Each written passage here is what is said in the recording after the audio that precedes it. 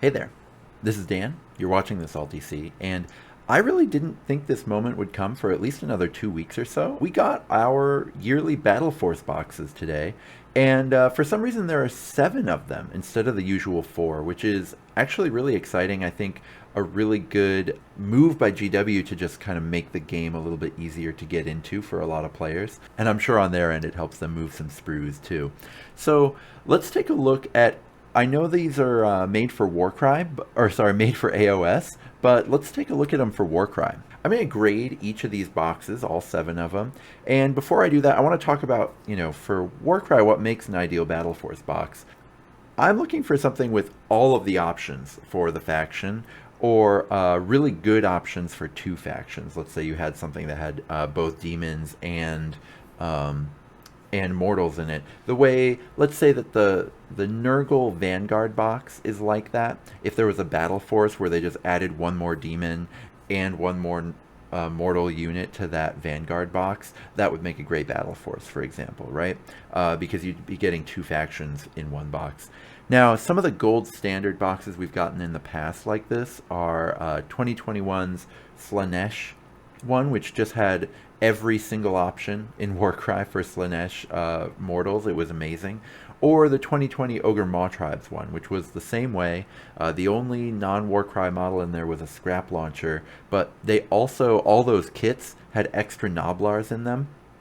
So you just had every single thing that you could want, really, for ogres, other than some of the, like, the doggos and the yetis.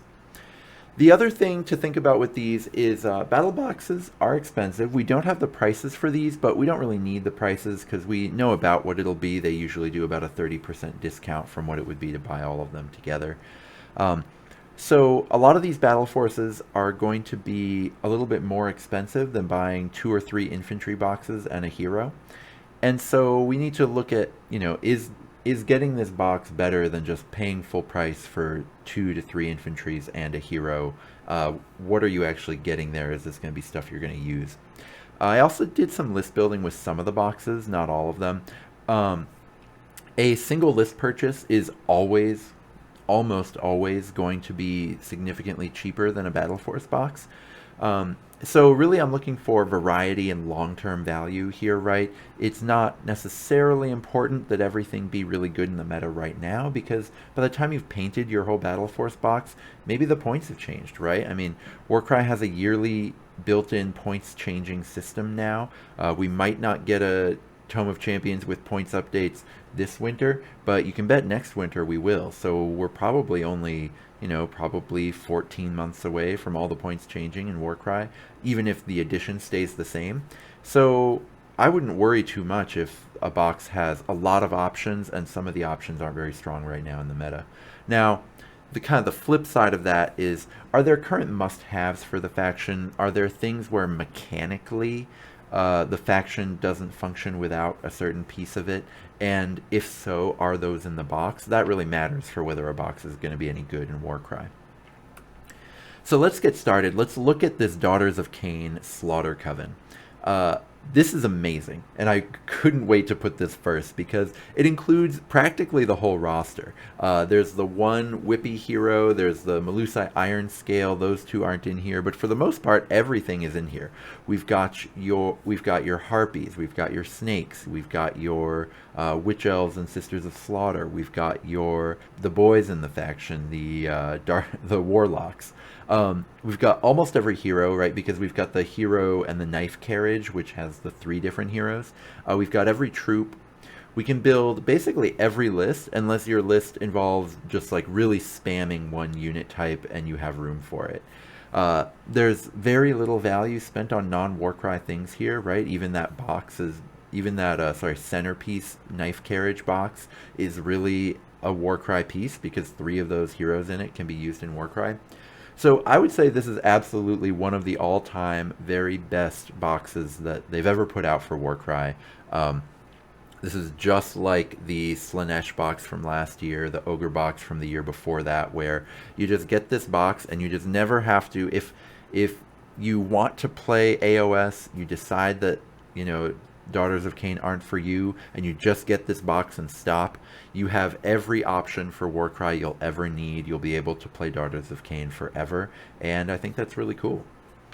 So I am not going to make lists for this box in particular, just because you can make every Daughters of Kane list with it, or at least almost every Daughters of Kane. It's so good that it's not worth list building for. So, I mean, that should tell you some good things, right? Let's get into the Kruleboyz one now. There's very little Warcry usable stuff in here. Now, I actually kind of like the box. I like this Vulture guy, and I don't have him. You know, I've got a bunch of Kruleboyz from Dominion that I don't quite know what to do with. So I'm kind of considering this one personally. I probably won't get it. But for Warcry purposes, you're really having a tough time here. Now, Gut Rippers are solid defensive chaff. That part's reasonable. But Bolt Boys are just not really making sense in Warcry right now. They're the second best ranged unit, right? They pay for a lot of things that are being punished in this edition, and they weren't very good in the last edition either. There's also just, like, mechanically, Kruleboyz want their Killabosses, their Swamp Kallas, their Grots, Stab Grot and Pot Grot.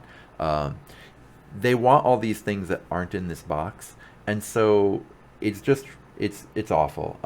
If you're going to grab Kruleboyz and you're interested in Warcry, go on eBay, do yourself a favor, just get the Kruleboyz half of Dominion. It's super cheap. It's going to be, the Kruleboyz half of Dominion is probably going to be around a third of the price of this box, and it's going to set you up much better for Warcry right now and much better for Warcry in the future. The only option that's available in this box that isn't in that one is Gut Rippers with swords, you know, just the 1-inch hand weapons. All the Gut Rippers in that box have spears, but otherwise every single other option that you'd want in Kruleboyz is in that Dominion half.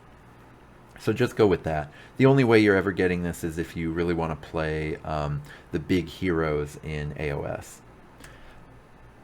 So again, by the way, I'm not going to list build this one just because it's so bad. Now, Gloomspite Gitz Stampeding Squigalanche. This one's kind of fun. Mono squig lists are playable in Warcry. They're not the most competitive way to play Gloomspite Gitz, or even close to the most competitive way to play them, but they are doable. All three of the Squig Rider bosses are really interesting. The Loon boss on the big squig, this one is really cool. And then the Bounder boss and the Squig Hopper boss are both still pretty interesting. And then you get a bunch of squigs here. Squigs and squig herders aren't really competitive. They are really cool.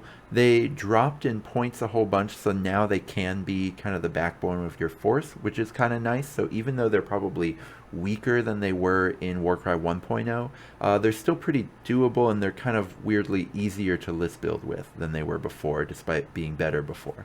So first of all, I'm dropping the grade on this quite a bit because there's no route to the most competitive side of Gloomspite Gitz, right? You don't have Stabas, which the Staba box is for the netters, but you don't have netters. You don't have the Gobapalooza here. That's what's really good in Gloomspite Gitz right now. And if you just got kind of those two things plus either Bounders or the Loon boss on Cave Squig, that would just be $135. You're also looking, you know, Sneaky Snufflers are kind of a better, do the squig job, but better. So there's just a lot of options that aren't in this box. This box kind of fails on both having the most competitive route and the best, you know, the widest array of options. They've also got a lot of value that's not in Warcry. But I'm not giving it a D here. One, because I think Mangler Squigs are so cool. And, you know, maybe that means I should have been a little kinder to this Kruleboyz box. But also because you do just have a lot of options within your limited silo, right? You can make Squigalanche Warcry lists that are actually pretty cool in narrative. For example, you can go a Bounder Boss, 2 Boingrot Bounders, and 4 Squigs and a Squig Herder. I think that's a really thematic list that could be really cool in narrative. You could go sort of pure Squigs and kick out the Squig Herder because that ability isn't as relevant anymore now that Squigs are so cheap. You could go a Loon Boss on Giant Cave Squig, 4 Squigs, a Boingrot Bounder, and a Squig Hopper, so kind of spreading it around a little bit more, right? You've got a lot of options here as long as you're just doing Squigs. So the box isn't a total failure, not even near a failure. I wouldn't even give it a D. I think it's, a very gettable box, but I wouldn't do it unless you were also really interested in playing Gloomspite Gitz and AOS. The Verminus Host.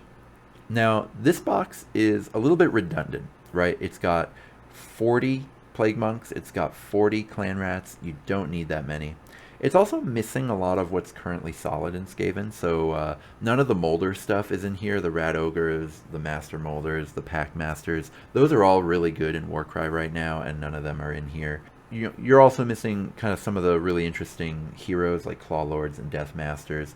But what you do have is Plague Monks. They're no longer kind of in the competitive front lines of Warcry, but they are still pretty playable.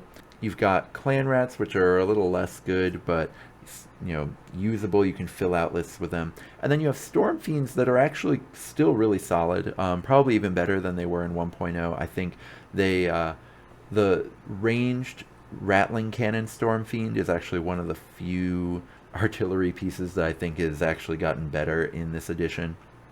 So Storm Fiends are very playable, so you can make lists with this. And one reason I'm giving this a grade better than a C is that you can actually split this box pretty effectively with someone else who is also interested in Warcry even, right? It's not even just, like, for example, this Gloomspite Gitz one is pretty solid value for Warcry if you just sell the 2 Mangler Squigs, but you've got to deal with selling stuff online. This, you could just buy this and just split it down the middle, where one person takes the Warlock Bombardier, one person takes the Grey Seer, and then maybe you divvy up the Storm Fiends in a way that you think is fair. Because those 20 Plague Monks and those 20 Clan Rats, 20 of each for each player, is going to be pretty, useful. And then you don't deal with the fact that, what are you going to do with 80 rats when you only use like 9 of them in Warcry, right? So there is kind of that little angle that you can take with this that I think brings it up a little bit above C to being a pretty reasonable buy, even if you're not that interested in AOS. One list I wanted to play around with this, you could go with the Warlock Bombardier, then play 2 of these Storm Fiends, and then 3 Plague Monks and 1 Clan Rat. I think that's a really cool list. I think Storm Fiends are really cool. I think you would have a ton of fun with this. However, I do just want to note it would be much cheaper to build Skaven separately. You could do this exact list while spending significantly less money than this box. So, that's why I would say this is a box that you should aim to split with a buddy. Or, if you really, really want to play Skaven in AOS, of course, then that's going to be reasonable as well. Now let's get to Nighthaunt, and this is the Legion of Grief. I'm in a similar grade, well, the same grade as I am for the Skaven one of a B-, but for different reasons. So what I like about this is that, okay, you have a lot of value that isn't playable in Warcry, right? You have Lady Olinder, you have the Black Coach. So you could really only buy this if you were interested in AOS, or if you're the kind of person who feels pretty comfortable selling sprues online on eBay and stuff like that. But what you get is a pretty wide variety, right? These 3 troops are all pretty different. They have different strengths. And they're also, having these options, like I mentioned before in the video, is really nice. As additions change, as points change, you're kind of insulated because you can kind of pivot from one backbone to the other. Now there are some missing pieces here. There's missing the Dreadblade Harrow, you're missing Spirit Hosts. Those are things you really want to have right now, but overall you can still make pretty functional lists with this. You can make things that have the Extoller of Shyish, that's a leader. You have the Dread Scythe Harridan, their leader. Now, unfortunately, the Bladegeists, their unit champ, is not a leader in Warcry. Maybe I'm talking myself down to rating this a C, C plus. But you know, these Harridans are really solid in Warcry. These Glaive Wraith Stalkers, I think, have a lot going for them. Just being able to pump up the strength of their allies and also have that 2-inch reach can kind of give you a little bit more offense, which Nighthaunt really struggles with. Nighthaunt's in a really interesting place in Warcry right now. They were kind of so bad in 1.0 it was a bit of a meme, but the switch to 4 rounds has made their kind of chief ability really, really interesting and really powerful. The one sort of issue with this box is you only have 2 heroes, and you really want to have at least 2 heroes and 2 pretty durable heroes in Nighthaunt so that they don't get spiked by accident, so that you can keep using that ability. So yeah, I guess I am talking myself down to a C with this one, but I do really like that it has a lot of variety, and it's something you can definitely play a lot of Warcry with if you bought this for AOS. Alright, so Sylvaneth. I really like Sylvaneth, but this box is really bad. There's a lot of value here in non-Warcry things, so again, that caveat is going to be there with boxes like this. Now, the one thing that's in here that's really great is Revenants. Spite Revs, Tree Revs, they're both really good in Warcry. You really only need 5 of them if you're willing to do, say, 3 Spite Revenants, 2 Tree Revenants, or something like that. You can always build a warband with just 1 box of Revenants, but if you kind of want to eventually build for AOS, doing 1 of each is pretty solid too. The only issue here, Dryads are weird. Their mechanics are built to have a lot of other Dryads around them, so you kind of run them in clouds. Now, you do have a cloud of Dryads here, so you can do the all Dryad meme list, but I haven't found that all Dryad meme list to be very engaging, personally. And this list is missing a lot of the options that kind of make Sylvaneth interesting on the table. You don't have any Kurnoth Hunters, you don't have any of the flyers, right? The Arch Revenant or the new Bug Flyers, which I think are actually pretty reasonable in the game. You don't have any of the sort of flying archers, which aren't the best in Warcry, but still are maybe something you'd want to have and look out for future editions, right? So even though this Battleforce does give you quite a lot of models that are Warcry playable, you can certainly build Warcry lists with it. You don't really have, you're missing the 2 things, right? You're missing wide options for sort of being in a good place in future edition changes, and you're missing the things that are really good in the faction right now. So you're not getting a short-term or a long-term stonks with this really very much at all. I would give this a D-. I would say get the Vanguard instead, get an Arch Revenant plus a couple infantry boxes instead, something like that. I don't think this box is a particularly good one for Warcry. Finally, we have the Thunderstrike Spearhead. This one is kind of cool because you get everything that you didn't get in Dominion. So I got the Dominion box. You get your basic spearmen, the Vindictors. You get the Annihilators that aren't like these Annihilators. You get a bunch of heroes. You get Praetors, right? But you don't get really Vigilors, and you don't get Vanquishers either. So this is really nice at filling out all of your Thunderstrike options, which is why I'm going to be getting it. For actually buying it just for Warcry, it's not quite as amazing as all that, but it is still reasonable. You have a lot of options. Now, not all of them are competitive, right? So the Vigilor Prime and the Annihilators are all quite good in Warcry. But Vigilors right now are kind of lackluster. Much better options in Stormcast. And then Vanquishers, the Knight Relictor, and the Vanquisher Prime are just kind of okay.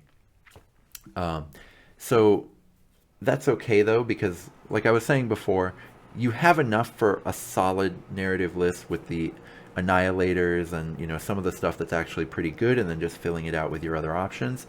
And then you have so many options here in terms of 3 different troop options, 4 different leader options, that I think you're pretty well insulated for future points changes, future edition changes, where it maybe Annihilators get worse, but Vigilors get better, and all of a sudden you've still got a really interesting list, right?